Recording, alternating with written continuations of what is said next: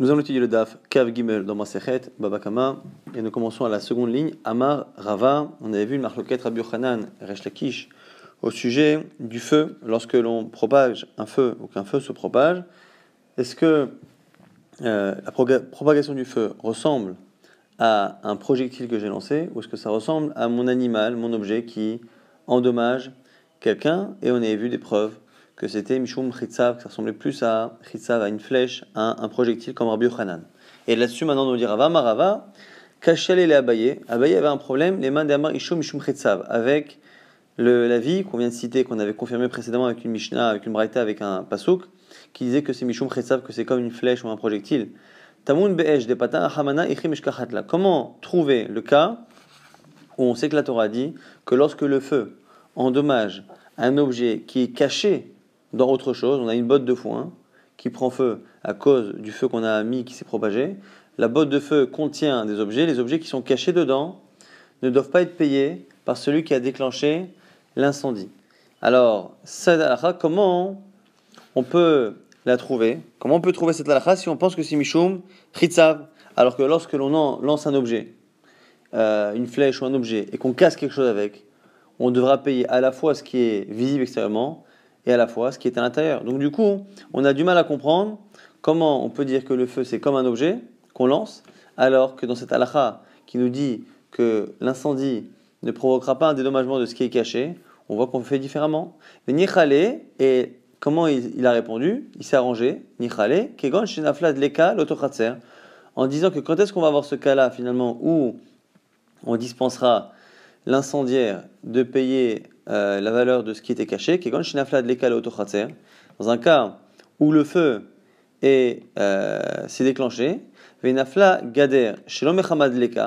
en fait il y avait une barrière entre les deux cours, donc lui il a mis un feu chez lui, et la barrière est tombée, mais pas à cause du feu, elle est tombée d'elle-même, et le feu du coup s'est propagé dans le terrain voisin,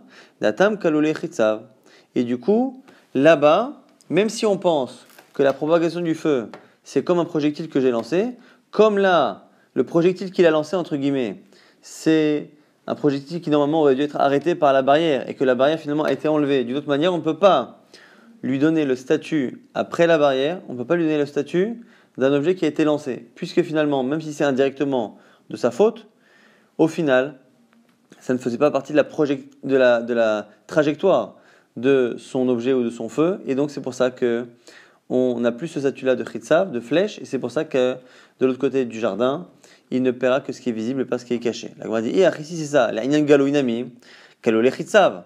Si tu es en train de me dire que lorsque quelqu'un a mis le feu chez lui, et qu'il y avait une barrière, et que du coup la barrière est tombée, mais pour une autre raison, quand le feu se propage de l'autre côté, effectivement on ne devrait pas payer ce qui est à l'intérieur d'une botte de foin. Mais même la botte de foin elle-même, on ne devrait pas la payer. Finalement, il ne devrait rien payer de ce qu'il y a chez le voisin, puisqu'à l'origine, lorsqu'il a allumé le feu, il pensait que la barrière protégerait.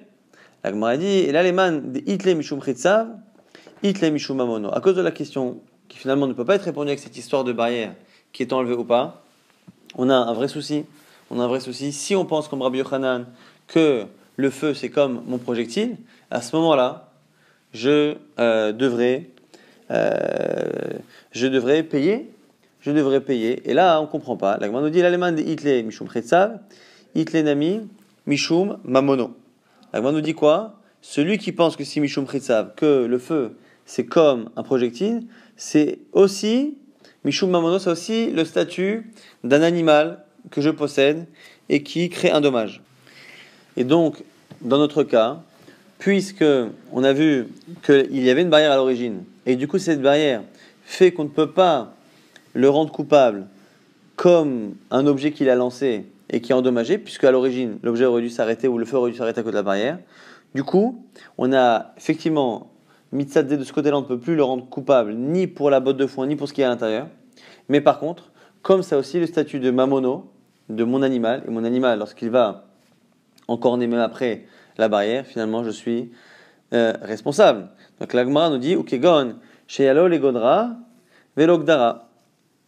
Donc du coup c'est un cas où la barrière est tombée, il aurait dû la remettre, il l'a pas fait. De atam shorohu Delotapar BAP, c'était comme son taureau, et comme c'est comme son taureau, il aurait dû finalement l'en empêcher d'une manière ou d'une autre. Donc ici, on a un grand chidouche, c'est qu'on apprend finalement que dans le feu, même Rabbi Yochanan qui pense que c'est un statut de projectile et de flèche, il est d'accord que ça a à la fois le statut d'une flèche et à la fois le statut de mon animal qui endommage. Et du coup, si on est dans une situation où l'équivalent d'un projectile ne me rendrait pas chayav, si dans une situation similaire, mon animal me ferait payer, on fera payer en tant qu'animal, c'est-à-dire qu'il y a les deux casquettes ici pour le feu, à la fois la casquette du projectile et à la fois la casquette de l'animal qui endommage. On va dire si c'est ça, si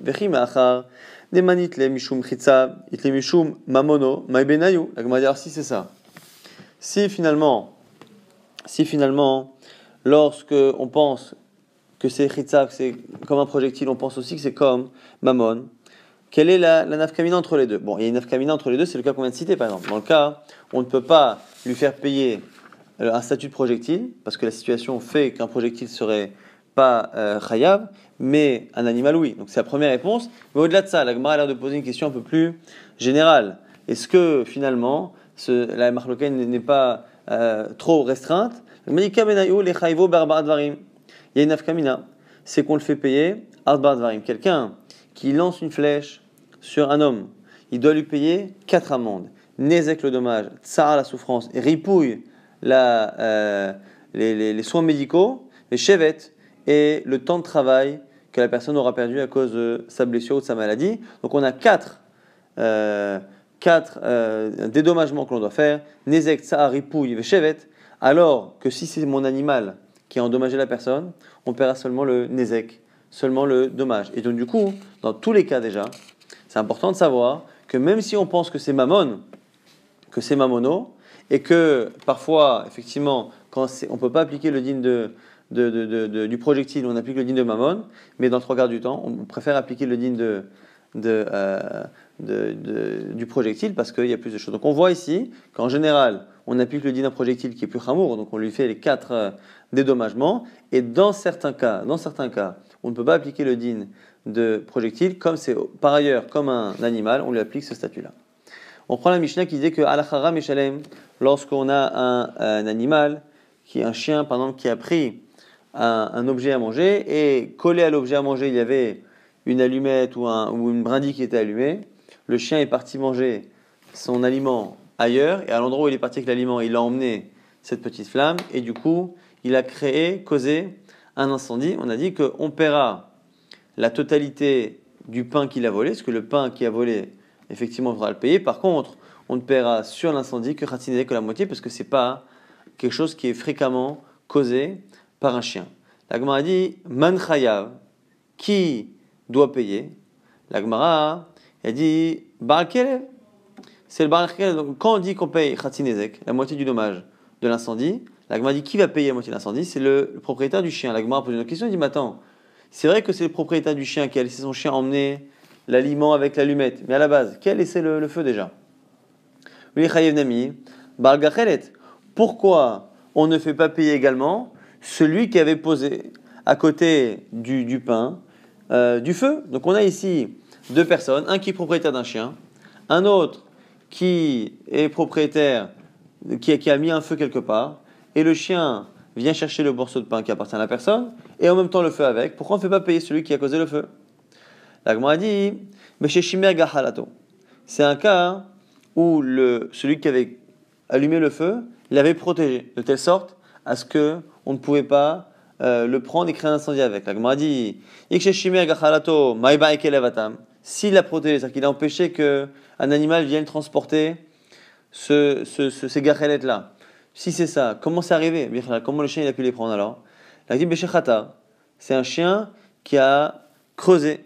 Donc on dit que cet homme-là avait laissé un feu pour éviter que le feu soit propagé par un animal. On est dans une situation où on dirait que l'animal peut facilement et probablement propager cet incendie-là, un incendie. Donc du coup, il a mis des barrières autour. Et donc lui-même n'est pas chayav, mais le chien il a creusé en dessous de la barrière. Il a creusé, il a passé. Amaramari Bered et Rav Kana, Zotomeret. Donc Ramari dit, le fils de Rav Kana il dit Zotomeret, Stam Latot Raturot, Henetzel Kelev. La Gemara dit, mais si c'est ça, si c'est ça, si on dit que le barak élève, ce propriétaire du chien, il doit payer, c'est-à-dire qu'on estime que le chien a l'habitude tout de même de creuser sous une porte. Puisque dans la Mishnah, on voit que sur le pain lui-même qu'il a mangé, sur le morceau de nourriture qu'il a mangé, on paiera nezek shalem, ça veut dire qu'on considère que l'animal est habitué à faire cela. Or, s'il y a un pain ou un aliment que le chien est habitué à manger, mais qu'il est séparé par une barrière que les chiens en général ne passent pas, et le fait d'être passé en dessous, qu'on a vu récemment, le fait de créer un dommage en sautant de manière anormale, dès que l'animal fait quelque chose d'anormal pour causer le dommage, on ne paye plus nezek shalem. Donc d'un côté, le fait que sur le pain on paye la totalité montre que le geste du chien est normal, et de là on apprend au passage que dans un cas où il y a une barrière et que le chien creuse en dessous, c'est normal. Donc comme c'est normal que le chien creuse, et c'est normal que le chien mange l'aliment, on paiera nezek shalem sur l'aliment. Comme par contre, une fois qu'il a creusé, c'est pas normal, pas habituel qu'un chien emmène une flamme quelque part et cause un incendie, on paiera que la moitié là-dessus. Maintenant, sur le fait justement que le chien nous fasse payer la totalité de l'aliment qu'il a consommé, d'achla echa, ou a mangé ce chien cet aliment. Il est madachla bigadish d'alma, parce qu'on a dit qu'il a causé un incendie ailleurs. Donc a priori, il a mangé dans un terrain qui n'est pas celui du propriétaire en question. D'achla bigadish d'alma, s'il a mangé ailleurs, il n'a pas mangé dans l'endroit du propriétaire de ce pain-là.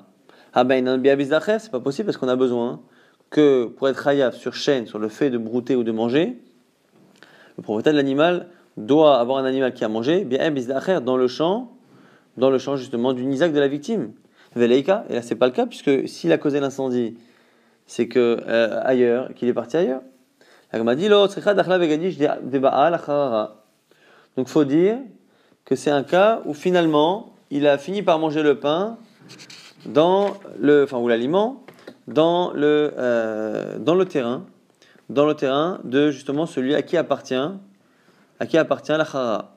Et du coup, ce serait un cas où il a attrapé le pain à l'endroit, il est parti, donc il l'a attrapé ailleurs, dans un endroit qui est pas tôt, et après il est revenu le manger chez le propriétaire. Et du coup, la Gemara va essayer de résoudre un problème par rapport à cela. Tifshor, de là tu pourrais déduire des pipara kechatzar anizak dame, que la bouche de l'animal est considérée comme le terrain où se situe le chien, et donc quand l'animal se situe chez la victime, comme le terrain de la victime. On verra que c'est une question qui a été posée.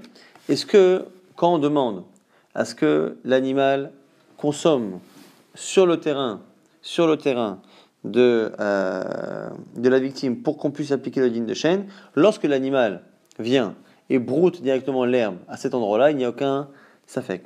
La question, c'est lorsque les aliments se situent ailleurs que dans le terrain de la victime. La victime a laissé ses aliments à l'extérieur, dans le domaine public ou dans le domaine patour.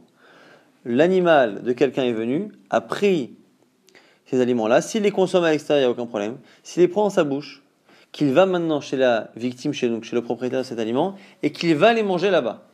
Est-ce qu'on considère que ça a été mangé sur le terrain, comme s'il avait finalement brouté à cet endroit-là, et donc on est chayav, ou est-ce que la bouche du chien, c'est un domaine particulier, c'est la bouche du chien, et donc c'est comme si c'était le terrain du mazik, du propriétaire du chien.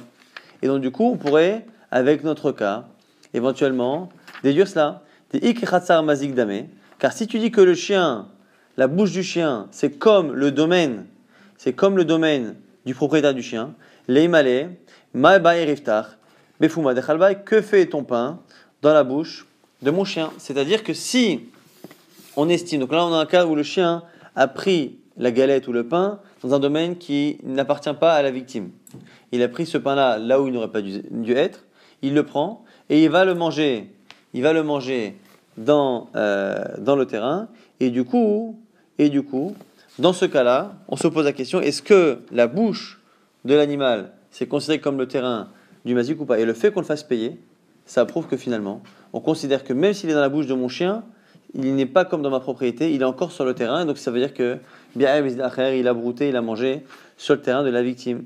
Et la Gemara au passage dit parce que c'est une question, dit Barialéo, c'est une sheila qu'on a posée à la yeshiva.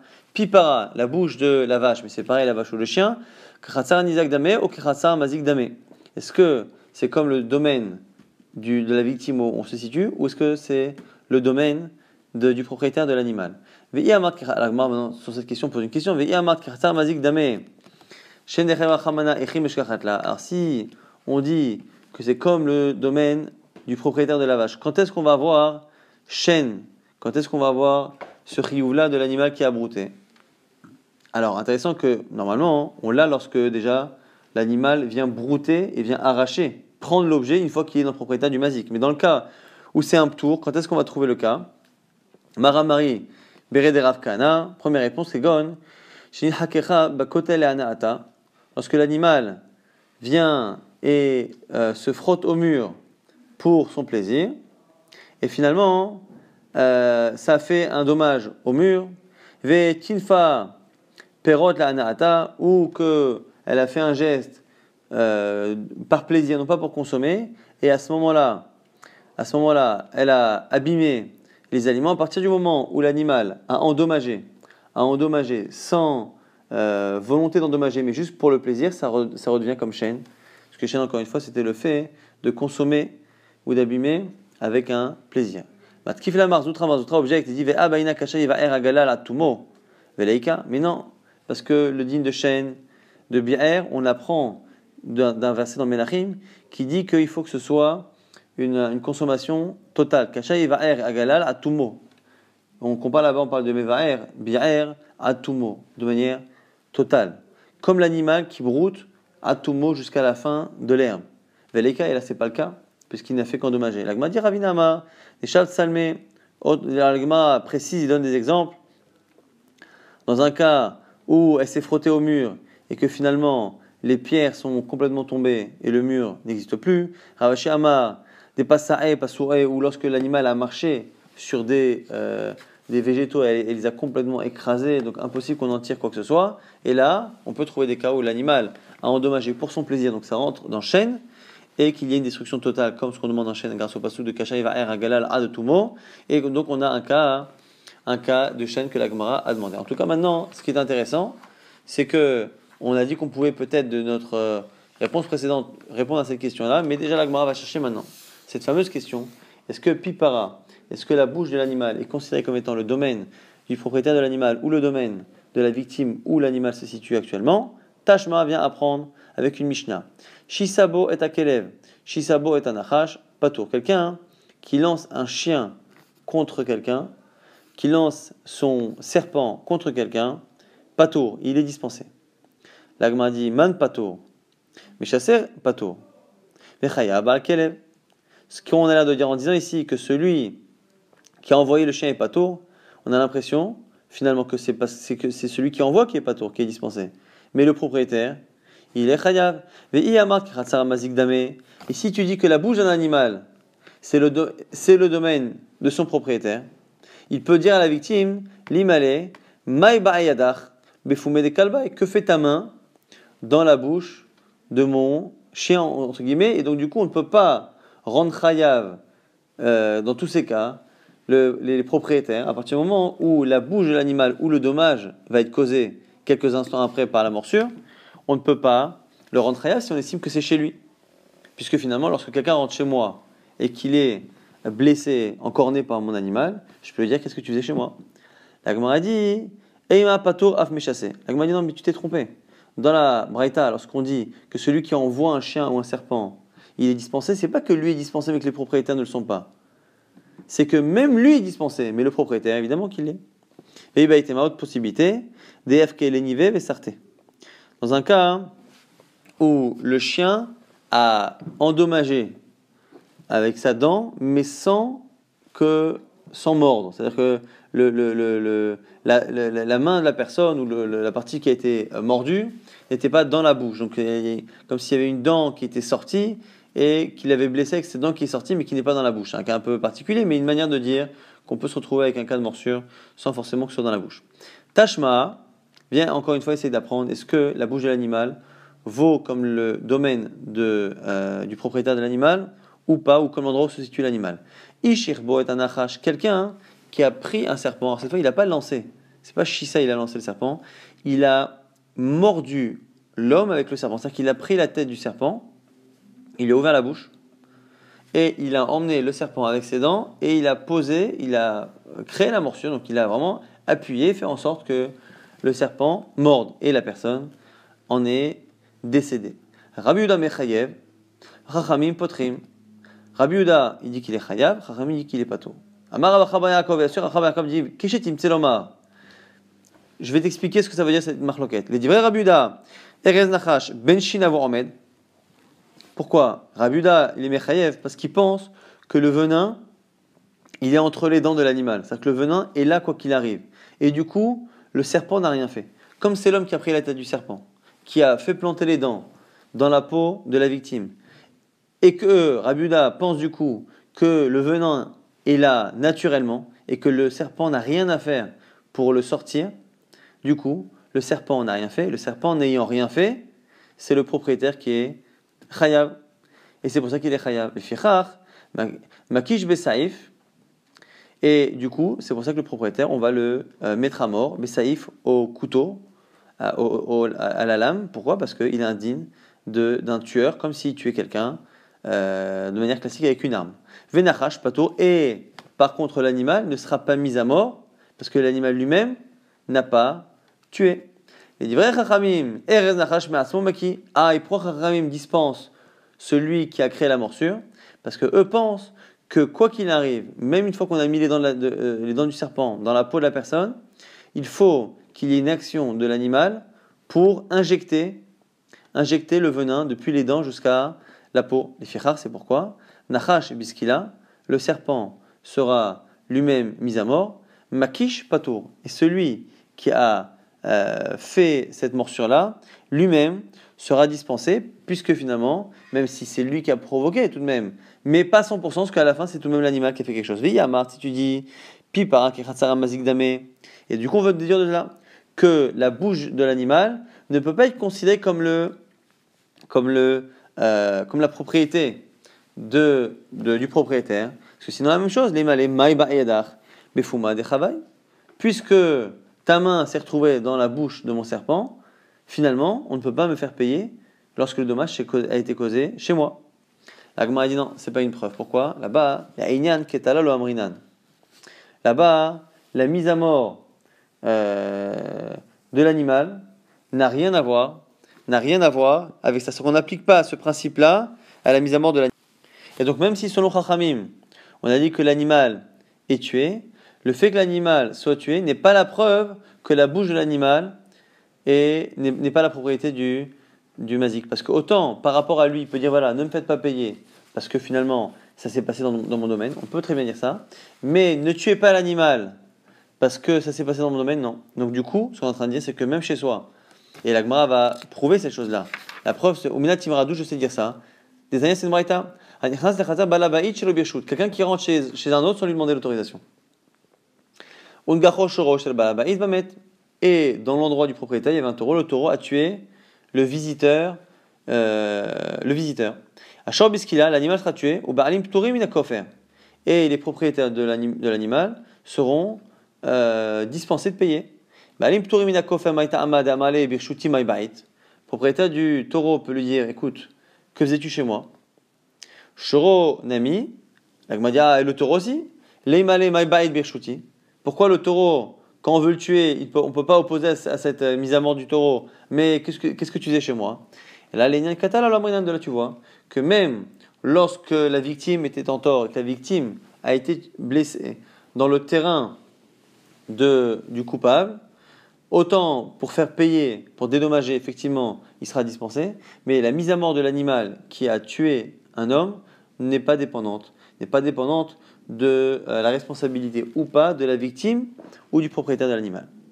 Maintenant on nous rapporte une histoire, c'est l'histoire de Aizim, de boucs de la famille de Tarbou, d'Avouma Sedel et Rav Yosef, qui rentrait dans le terrain de Rav Yosef et qui causait des dommages. Amalé le Abaye, Rav Yosef a demandé à Abaye, Zilema ou les Marayou, va dire au propriétaire de ces animaux, des Letzinao qu'il les cache, qu'il me protège de leurs actions. Amalé lui dit, Amay Izil.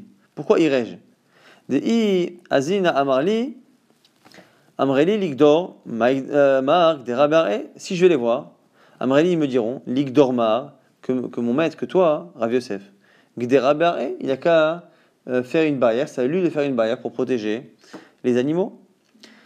Ve'igadar, la Gemara nous dit, mais attends, mais si on a tous l'obligation de protéger pour pouvoir éviter des dédommagements. Donc finalement, on est en train de dire qu'on ne peut jamais réclamer un dédommagement, jamais réclamer que quelqu'un fasse attention à ses animaux tant qu'on n'a pas fait de barrière.